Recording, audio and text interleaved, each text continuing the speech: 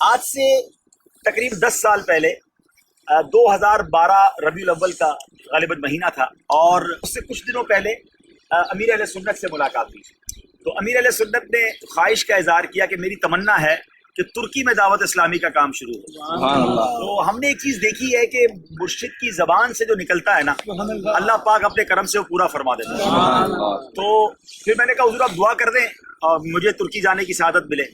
ہم نے پھر ترکی کا پلان بنایا۔ مجھے اچھی طرح یاد ہے کہ میں ٹرکش ایئر لائن سے کراچی سے استنبول آیا اور استنبول سے یو کے جانا تھا۔ میں نے یو کے میں اعلان کر دیا کہ بھئی ہم نے ترکی جانا ہے، قافلے میں پہلا قافلہ ہے تو ہمیں اسلامی بھائی چاہیے۔ اچھا یو کے میں اتنے اسلامی بھائی تیار ہو گئے۔ اچھا میں سوچوں کہ نہ ترکی میں کوئی جاننے والا، نہ کوئی مرکز، نہ کوئی مدرسہ، رہیں گے کدھر؟ اب میں جب استنبول ایئرپورٹ پہ اترا نا، تو جہاز سے اترا تو پورا ایئرپورٹ برف میں ڈوبا ہوا، پورا استنبول برف میں ڈوبا ہوا۔ میں نے کہا یا اللہ چند دنوں بعد مجھے یہیں آنا ہے واپس ان کو لے کر، تو رہیں گے کہاں اور کون ہماری زبان سمجھے گا؟ بس میں نے ایک کام کیا تھا کہ امیر اہل سنت سے ایک عرض کی تھی کہ حضور ترکی جا رہے ہیں، اب ہاتھ اٹھا دیں کہ اللہ مددگار پیدا کر۔ یو کے پہنچے تو فضیل باپو شاہ صاحب اور بھی لوگ تیار ہو گئے۔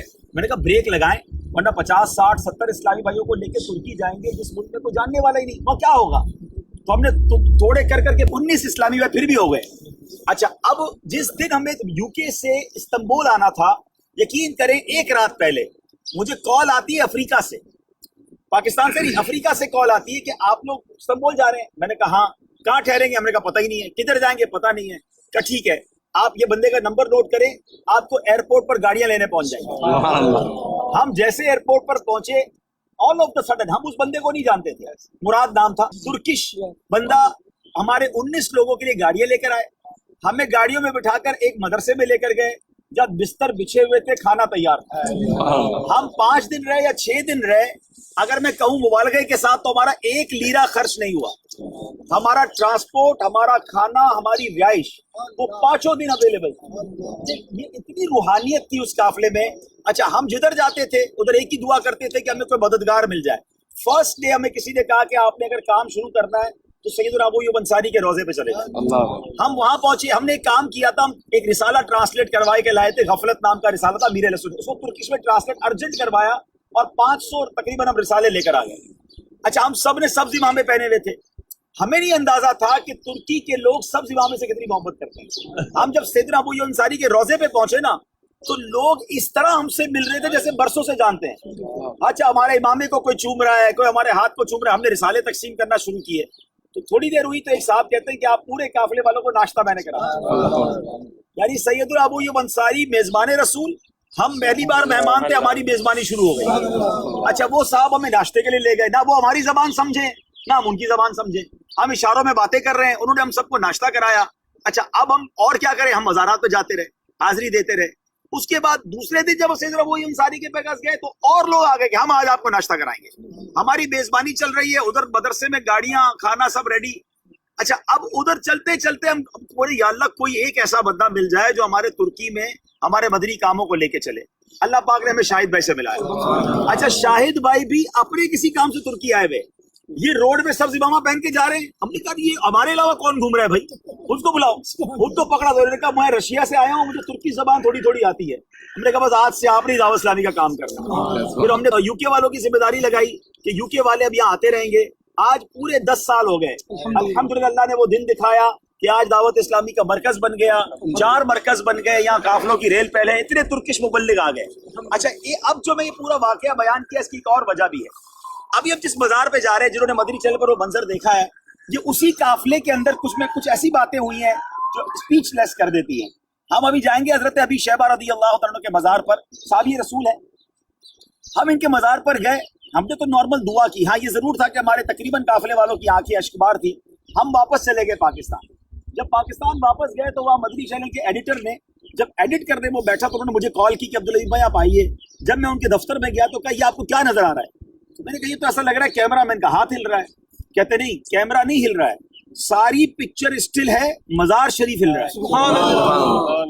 اچھا پھر میں نے کہا نہیں ایسا نہیں ہو سکتا۔ پھر ہم نے اور لوگوں کو بلایا، سب نے کہا کہ یہ مزار شریف موو کر رہا ہے۔ اچھا میں ڈر گیا کہ اس کا مطلب کیا ہے، یعنی آج تک کبھی ایسا سنا نہیں تھا۔ تو پھر اس کے بعد امیر اہل سنت سے مشورہ کیا، امیر اہل سنت فرمایا مجھے بھی پتہ نہیں اس کا مطلب کیا ہے، ہم نے اس کو آنیئر نہیں کیا۔ اتفاقاً تھوڑے دنوں بعد میں مدینہ شریف گیا، تو مدینہ شریف میں مجھے ایک بہت بڑے ترکی عالم دین ملے، میں نے ان کو یہ ویڈیو دکھائی تو وہ زاروں قطار رونے لگے، اور انہوں نے کہا کہ آپ کا جو قافلے والے تھے ان کی حاضری قبول ہو گئی، سبحان اللہ، اور انہوں نے بزرگ نے یوں سمجھی کہ ایک ریکگنائزیشن دی ہے آپ کو، ایک اشارہ دیا ہے، اور پھر اس کے ذریعے پھر ہم نے یہ مدنی چینل پر چلایا، کروڑوں لوگوں نے اس ویڈیو کو دیکھا ہے۔ اچھا، اس وقت کوئی جگہ دعوت اسلامی کے پاس نہیں تھی، کوئی اجتماع نہیں تھا، کوئی یہاں پر مبلغ نہیں تھا، لیکن وہ دعائیں، وہ بزرگوں کا فیضان، وہ میرے مرشد کے ہاتھ اٹھنا ودن 10 ایئرس 2012 میں، آج میرے ساتھ ہم 3 تو وٹنس ہیں، شاید اور بھی کوئی اس قافلے میں یوکے والا ہو، تو یہ میں کہنا یہ چاہ رہا ہوں، ہمت مردہ مدد خدا۔ اب یہ سوچیں کہ یار کدھر جائیں گے، کون بٹھائے گا، کدھر کھانا کھائیں گے، کچھ نہیں ہوتا ہے، میرے مرشد کے ہاتھ اٹھے ہوئے ہیں، دعوت اسلامی کا دنیا انتظار کر رہی ہے، آپ آگے بڑھے، انشاءاللہ خیر ہی خیر ہے، انشاءاللہ پوری دنیا میں جا کے بدری کام کریں گے۔ اب آئیے ان بزرگ کی بارگاہ میں۔ مقامات مقدسہ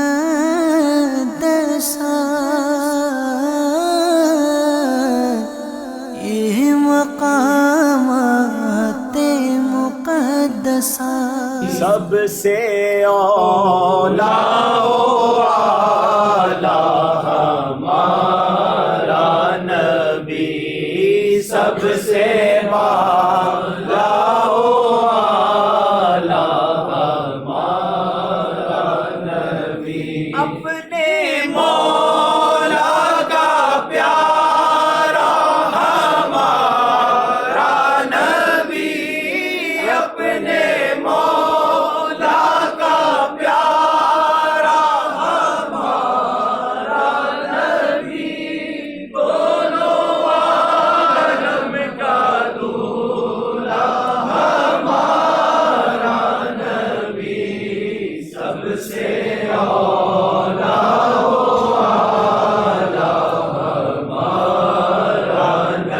ہماری زندگی میں جو ٹوٹے پھوٹے نیک اعمال ہیں، نبی پاک صلی اللہ تعالی علیہ وسلم کی بارگاہ میں ہدیتاً تحفتاً عقیدتاً پیش کرتے ہیں، قبول فرما۔ پیارے آقا کے وسیلہ جلیلہ سے تمام انبیاء کرام، تمام صحابہ کرام، بالخصوص حضرت ابی شیبہ رضی اللہ تعالیٰ عنہ، حضرت احمد الانصاری رضی اللہ تعالیٰ عنہ، ترکی میں جتنے صحابہ، اولیاء، انبیاء مدفون ہیں، ان سب کی ارواح کو پیش کرتے ہیں، قبول فرما۔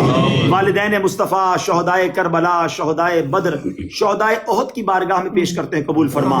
تمام اولیاء کاملین، تمام مسلمین، تمام مسلمات، بالخصوص ہم سب کے جو رشتہ دار اس دنیا سے چلے گئے، ان کی روح کو پیش کرتے ہیں، قبول فرما۔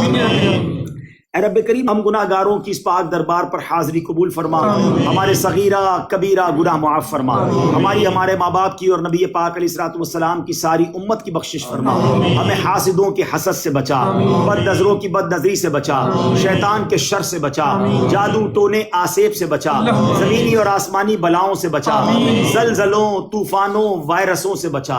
وصلی اللہ تعالی علی خیر خلقہ محمد وآلہ وصحبہ اجمعین برحمتک یا ارحم الراحمین۔